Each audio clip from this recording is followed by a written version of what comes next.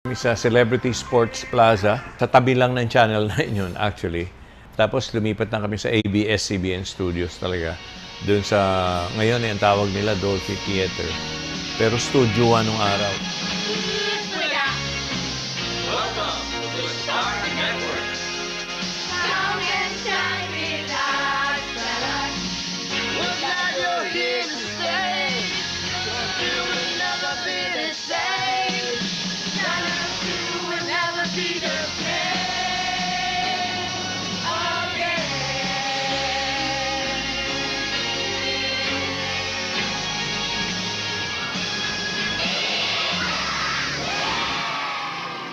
Live from the Araneta Coliseum, welcome to Eat Bulaga, Moving On, a special musical extravaganza.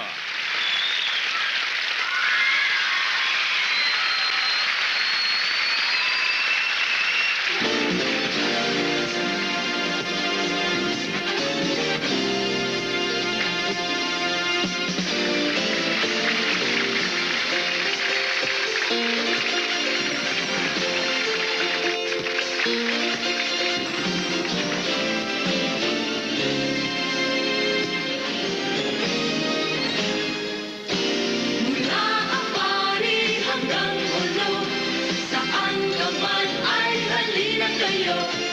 1,000 isang tuwa, buong bansa, Ibulaga. Hindi ko makakalimutan na sa ABS-CBN pa kami.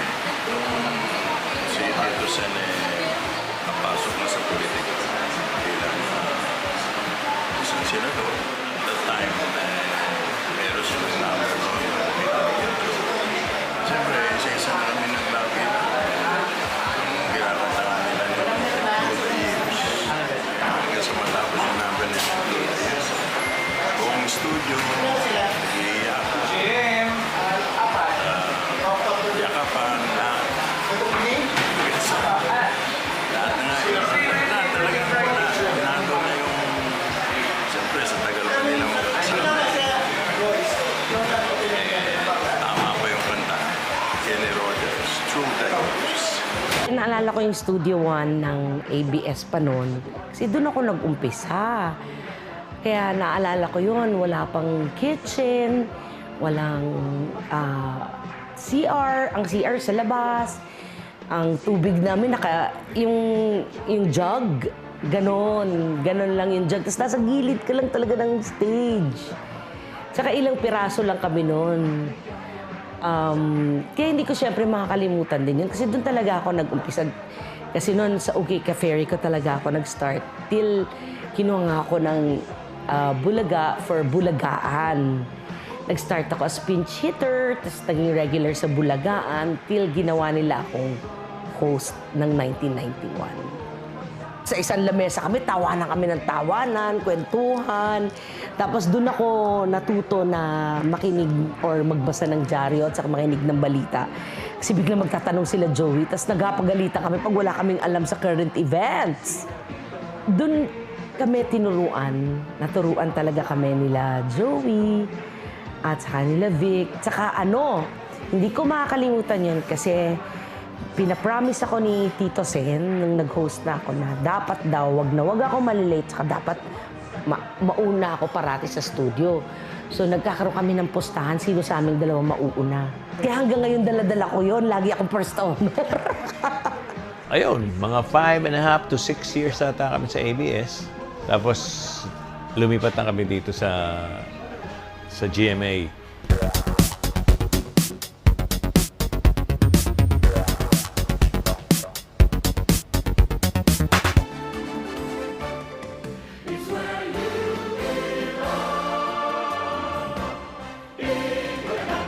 Ladies and gentlemen, welcome to Eat Bulaga from Moving.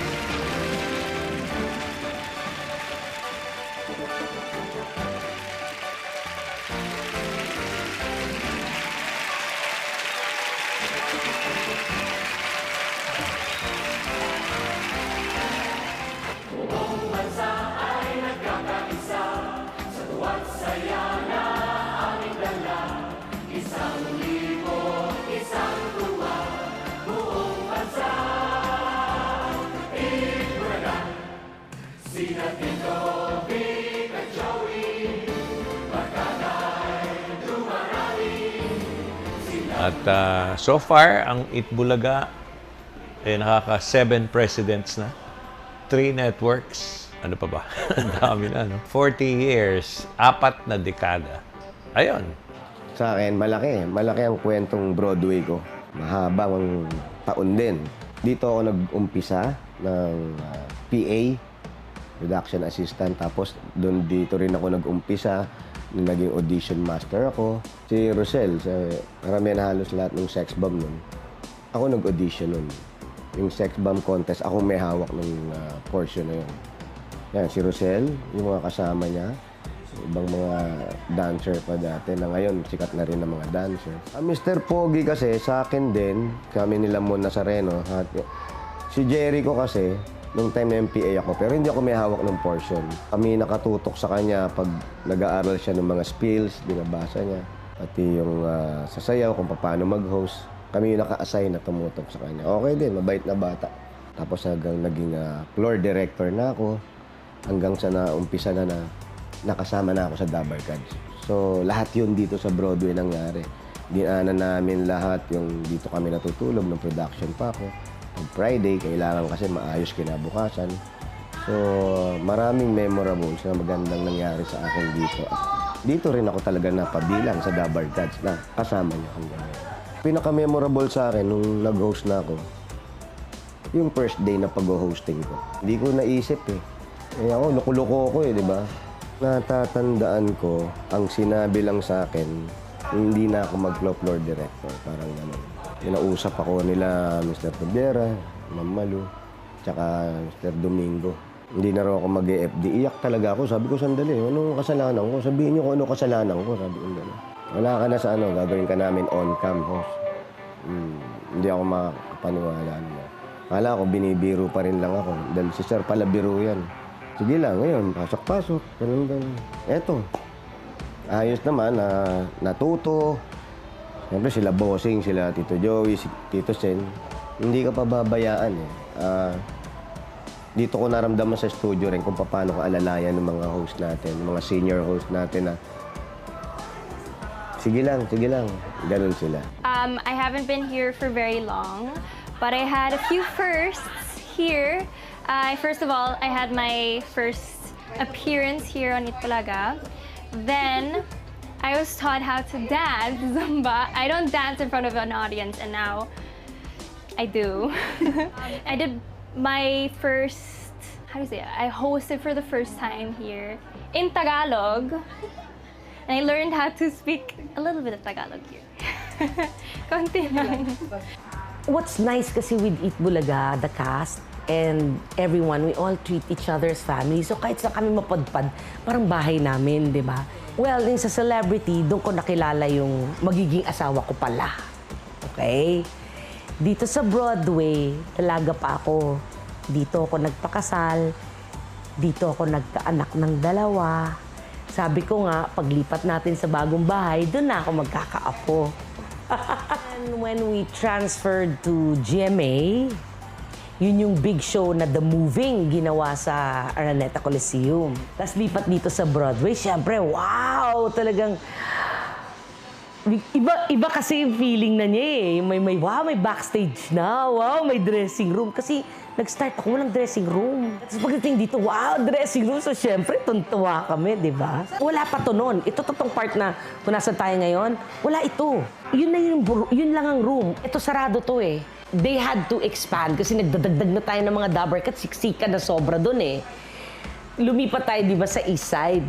Tapos renovate ito. Marami akong memories dito. Dito ko nakilala yung BFF ko, si Pauline. Dito na siya pumasok. My favorite OOTD spot, yung sulok kong paborito na magandang ilaw. Madami. Since hindi kami nakasalang sa One for All, ay chikahan habang buhay yon. Dito, lahat na yata ng party dyan namin na kumbaga na pag-usap-usapan, tulungan, booking ng mga may magbabakasyon, tulungan,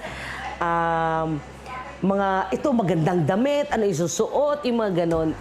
Dito, lahat ng mga ang mga iyakan pag may problema, Diyan lahat nangyayari. I was really bonded together, like, inaanak ko na yung anak ni ganito, inaanak niya yung ganito, ninong namin sa kasal yung ganito, ninang sa kasal yung isang ganito. I mean, you know, it's like our families, even our personal families, okay? Not just the immediate family ng asawa, anak. Pati yung pamilya mo na, yung mga kapatid mo, ganon. Naging ano na rin nila, parang family ng lahat. As in, one big happy family. At saka ano, hindi lang yun, pati sa mga oras ng pagdadalamhati, nandoon sila. As in, sila talaga yung magbibigay ng lakas ng loob. So, alam mong pagod na sila, pero pupunta sila. Hindi ko makakalimutan yun sa talaan ng buhay ko nung iniwan na kami ng mami ko. Nasa trip noon ang buong Bulaga. Isipin mo, straight from the airport, pag landing nila Bossing, nila Joe, dumiretso sa akin. Hindi ba parang iba, diniretso pa nila ang nakakaiyak kasi alam mong magpapamilya kayo talaga. We are bonded together by love, by trust. 23 years in Broadway Centrum.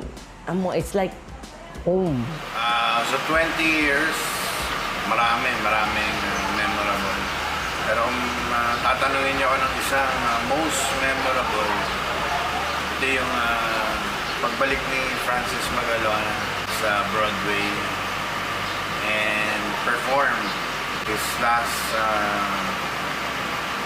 song, Number. Akala ko magaling na siya, pagaling na siya. Lahat ng tao masaya dahil bumalik siya, kumanta siya. And yun pala, yun na yung last niyang show sa Broadway. Happy, sad, lahat na. Yun ang most memorable ko din sa Broadway. Dito po sa Broadway Centrum ako nagsimula. Year 2000 pa. Nung kami ay isama dun sa Bulagaan segment. Hindi ko po makakalimutan kasi nung ako po ay magsimula ng pag-aartista, as in nagsimula po talaga ang career ko sa pag-aartista sa Itbulaga. Naghanap po ako ng marerentahan sa malapit lang dito. As in walking distance ko lang talaga ang Broadway Centrum pauwi ng bahay. 223 steps pauwi ng apartment. Ngayon po, hindi na siya nalakapin. Malayo. Malayo na. So, maraming magagandang experiences. May yung mga nakasama ko rito na tulad ni Francis M, dito ko nakasama, yung mga nawala, yung mga bagong dumating. Yun ang mga good experience. Yung mga iba-ibang karakter na dito pinanganak si Blackie Lou, si Arwana, Lolo, Lola namin ni Jose. Alam mo, kaya minsan pag